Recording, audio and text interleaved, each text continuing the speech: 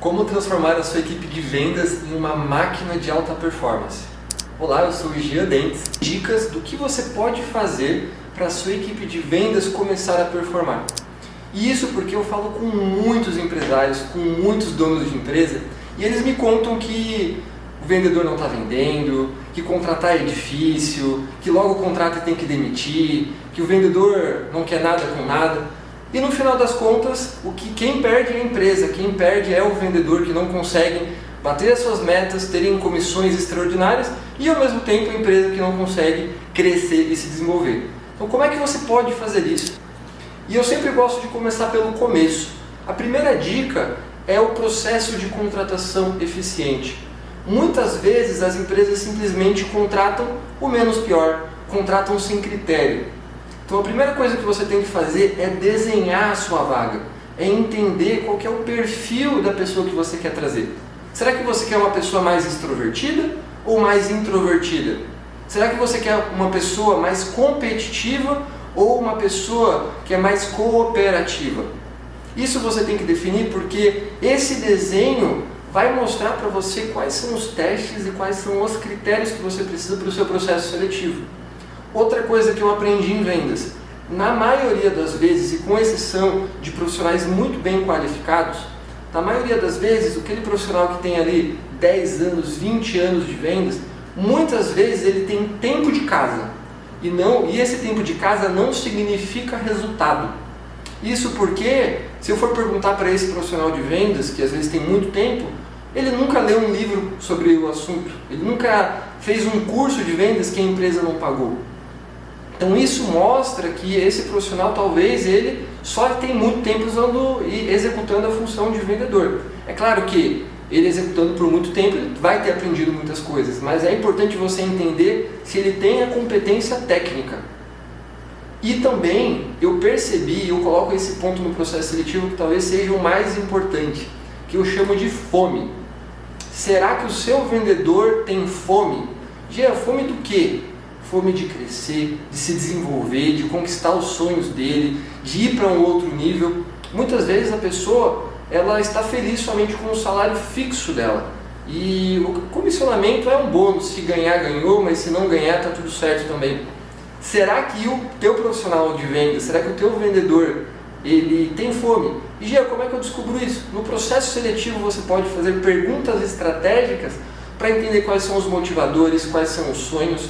Você pode aplicar um teste de perfil comportamental para entender se ele tem um perfil mais dominante, um perfil mais influente, ou se ele é estável, ou se ele é conforme.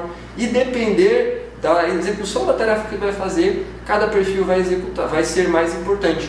Eu vou dar um exemplo para você. Imagina que você quer ter um profissional que ele vai falar com muitas pessoas e vai focar no relacionamento. Talvez um profissional influente seja o adequado. Agora, imagina que você tem uma venda mais técnica, que precisa de muitos detalhes, que precisa de muitos orçamentos. Talvez um vendedor conforme, que ele é mais detalhista, seja mais efetivo. Então aplique o teste de perfil comportamental, eu recomendo o DISC, e ele também vai te ajudar de uma forma extraordinária. A segunda dica é ter um onboarding eficiente. Muitas empresas vão lá e contratam um profissional maravilhoso, às vezes contratam um profissional sênior nas atividades, porém eles jogam esse profissional para a empresa. E por mais que ele seja sênior, ele foi sênior muitas vezes em uma outra realidade, em um outro tipo de atividade. Então ele precisa de um onboarding, ele precisa entender qual que é a cultura da sua empresa, ele precisa entender quais são os valores e princípios que a sua empresa valoriza, para que ele haja da forma correta. Então, para fazer isso, tire um tempo para passar isso para ele, tire um tempo para ensinar o que ele pode ou não fazer, tire um tempo no onboarding para ensinar quais ferramentas ele vai utilizar e como utilizar, e também tire um tempo para mostrar os fatores técnicos, qual que é a metodologia de vendas que a tua empresa utiliza, qual que é a forma de trato com os clientes que você quer que ele execute, quais são os indicadores de resultado que você vai querer também que esse vendedor traga. Para isso, eu utilizo uma metodologia chamada TAC. O que é o TAC? É o treinar, acompanhar e cobrar. Então eu vou treinar ele mostrando o que ele deve fazer, através de cursos, treinamentos e assim por diante. Porém, muitas pessoas elas fazem treinamento e não executam. Então depois que eu treinei, eu vou sentar do lado dele e eu vou pedir para ele fazer o que ele aprendeu, ou seja, eu vou acompanhar. E aí nesse acompanhamento eu vou mostrar para ele o que ele está fazendo corretamente e o que ele está fazendo que não está correto. Para, dessa forma, eu conseguir mostrar todos esses pontos e conseguir entender se ele entendeu. Esse é a grande as da minha jogada, entender se ele entendeu. E em seguida, eu vou poder cobrar ele, mas eu não vou cobrar pelo resultado, eu vou cobrar ele pelo que eu ensinei. E o resultado é uma consequência de muitas boas tarefas muito bem executadas. Por esse motivo, invista nesse onboarding. O terceiro ponto é a elaboração de rotinas e de processos na empresa.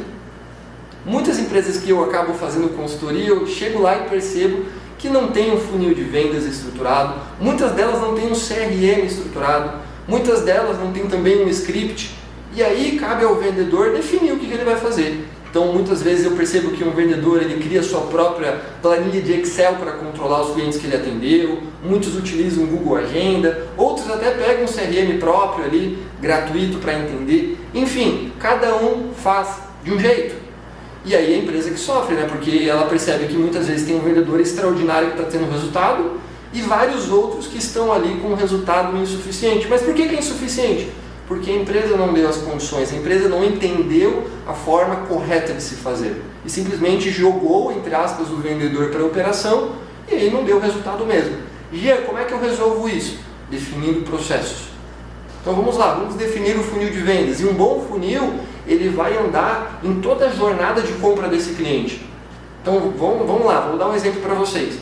Existem clientes no topo do funil, que são aqueles clientes que não sabem que tem um problema, ou seja, eles têm um problema, mas não sabem que tem um problema. Existem clientes que são no meio do funil, que eles já sabem que tem um problema, mas ainda não estão buscando talvez uma solução. Porque ele tem um problema, mas aquele problema ainda talvez não é urgente, ou o cliente ainda não vê como urgente para que ele corra atrás. E existem clientes fundo de funil, que são aqueles clientes que já estão buscando uma solução de resolução para aquele problema. E muitas vezes o nosso funil é o seguinte: o cliente que entrou que eu prospectei e o cliente que eu fechei. Mas beleza, o que aconteceu no meio do caminho? Como é que eu trouxe o cliente que está no topo do funil para o meio, o que está no meio para o fundo? Então eu tenho que definir isso por etapas. E aí eu tenho que medir depois quais são as minhas taxas de conversão. Por exemplo, do cliente que eu prospectei, vamos dizer que eu prospectei 100 clientes. Quantos deles eu passei para a etapa de abordagem, de apresentação? Digamos que foi 50, ou seja, minha taxa de conversão foi 50%. E quantos desses que eu apresentei eu comecei a negociar? Digamos que foi 25, ou seja, eu continuei com outros 50% aqui de apresentação para proposta, para negociação. E dessa negociação, quantos eu fechei? Vamos dizer que eu fechei 12, então eu fiquei ali com um pouco mais de 49%, 40 e tantos por cento de fechamento da minha proposta para o fechamento. Então aí eu vou entender na minha taxa de conversão onde está a minha deficiência, onde é que está o meu gargalo para corrigir. E esse funil tem que estar no CRM, porque é lá onde você vai definir suas tarefas, é lá onde o vendedor vai controlar a agenda dele, é lá onde você vai definir o seu fluxo de cadência. O que é um fluxo de cadência?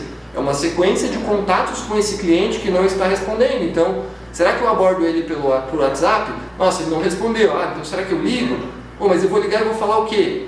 Digamos que ele não atendeu, então eu vou mandar um e-mail. Então, essa sequência, o que eu faço em cada passo? Isso é importante você desenhar, definir, escrever. Sente com o teu time de vendas, se você já tiver um time maduro, e defina com ele, pegue as boas práticas dos bons vendedores e transforme isso em processos, que dessa forma você vai conseguir ter muito mais resultado. E a quarta dica é muito ligada à terceira, é o acompanhamento das métricas, é o acompanhamento dos indicadores-chave.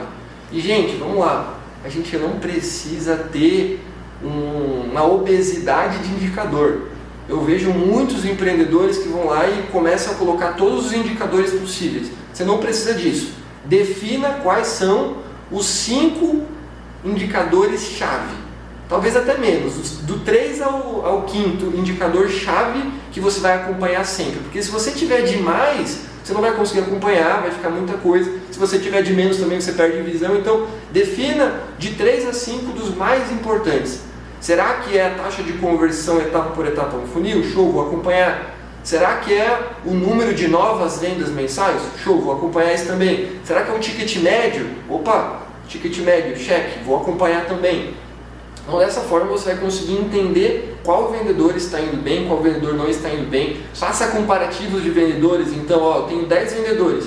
Qual que é a média dos meus vendedores nos indicadores? E aí você vai entender quem que está abaixo da média, quem que está acima da média, e você vai tomar ações correspondentes baseado nos indicadores que você está vendo. Por fim, a quinta dica é ter uma cultura de feedback e desenvolvimento.